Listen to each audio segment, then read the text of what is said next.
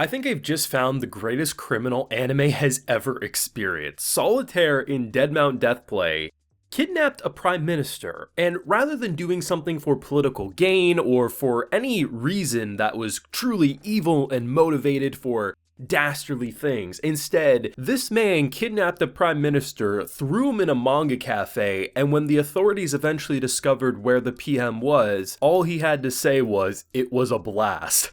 It, on one hand, made them look like a laughingstock that security was that bad that he could get kidnapped and for hours just read some manga, but at the end of the day, this is probably my favorite character in this show. I am loving him because I'm a sucker. I like just pure evil characters or criminals who are psychopaths. I like those and want those to continue to exist. But I do enjoy, more often than not, the type of psychopaths who aren't necessarily doing things because they're sick and twisted, but just they got screws loose and they cause chaos in the funniest way. Watching him float up on balloons to have it pop and using cards in such wild ways. I hope this character sticks around for a while because he is a hoot and I am loving him. Now, full live reaction to this wonderful Dead Mount Deathplay episode is available on my Patreon if you do want to see my full uncut thoughts. I'm loving it more and more. That moment when basically we have the Firebug and then we have Solitaire, they have this almost like jazz OST. I'm not sure if it's just maybe it's a mixture of recency bias, but then again, at first it kind of gave me some Death Parade vibes. But I think the OST it reminds me of the most is anyone who watched Buddy Daddies. Sometimes in the chase sequences, that's the type of OST it sounded like, and it added to such goofy immersion that anytime the music was playing during that entire ending sequence, I was like, okay, he's not gonna die. But there was a couple of moments where they cut off the music and I was like, you gotta be, you're shitting me. There ain't no way you're gonna get me to love this character this much and kill him off all in the same episode. Now, seemingly he's okay right now, but I love this man. I like the idea of someone just trolling the nation thinking he's dead serious from his point of view, but from an outsider looking in, he just seems like a big old troll.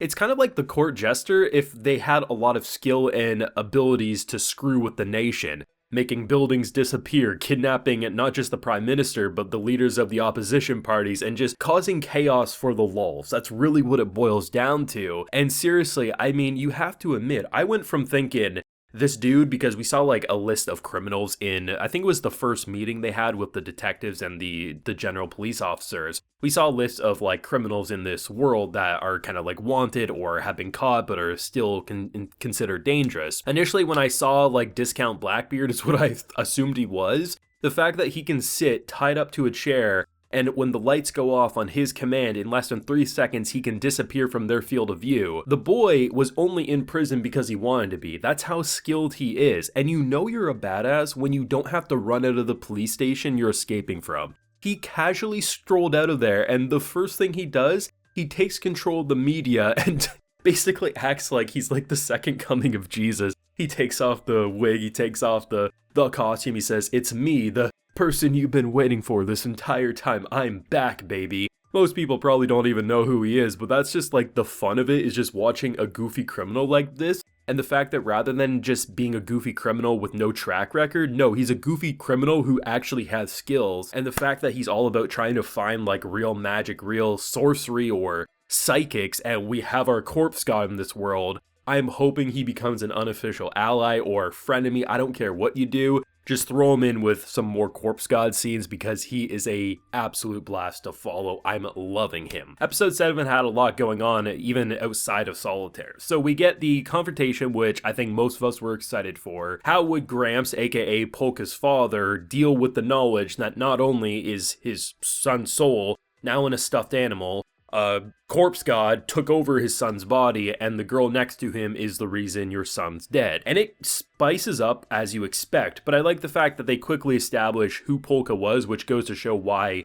he immediately called BS on this being his son, you know, someone who would always defend, don't hurt, don't do this. And the fact that it ends with him just laughing, being like, well, at least he's safe, and hey, like, what if I give you this robotic body? At first, I'm thinking that'd be pretty cool, seeing our corpse god in like a android body, and then instead Polka, being the nerd he is, just wants to be like a robotic shark or just have some cool bodies, and I'm like, I love that. But the biggest surprise during that entire sequence was Misaki, because she is someone who started as a psychopath and really was ready to die. She was going to jump off a building at the beginning of the show because she realized, I can kill anyone, even someone who's completely innocent. And by the end of this episode, when the twins come and thank her, we see her truly light up and start to feel a little more natural, as if her upbringing really corrupted her, but now that maybe she's going to be around better situations, especially given that Corpse God, despite being thrown in this almost like criminal mafia sabotage story, at the end of the day, Corpse God is someone who saves people more often than not, and we're seeing how that's starting to influence, because for the first time, she used her hands to help someone rather than to kill them in a moment that normally she wouldn't hesitate to cut someone's heads off. And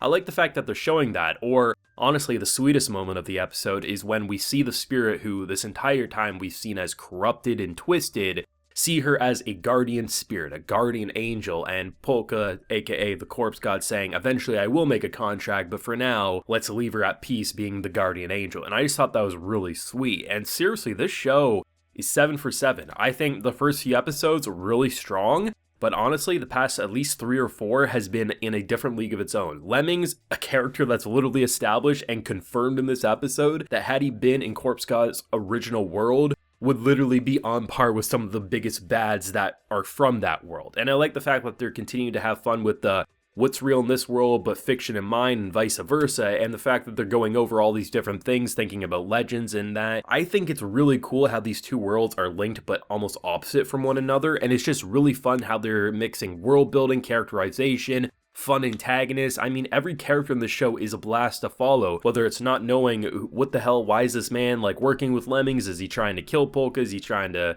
you know, keep them safe? There's just so much mystery there, and then you can just have fun with Solitaire being the biggest troll ever, and I'm kind of here for it. The show is exceptionally well done. We have 5 more episodes of Core 1. Of course, we have a second core currently planned for fall later this year, and the more I watch, the more I love. I love the upbeat music when a goofy criminal's running around trolling. I like the intensity when it feels like characters are about to lose their life, and there's a lot of mystery, a lot of sabotage, a lot of political thriller combined into this second chance story for not only just our Corpse God, but even characters like Misaki, which just adds to so much characterization overall. I truly feel bad for anyone skipping out on this show. It is an absolute incredible series that, depending on how especially a second core goes, I might even be able to call amazing, if not a masterpiece, depending on how the story and everything continues to evolve. But this is what we expect from the author.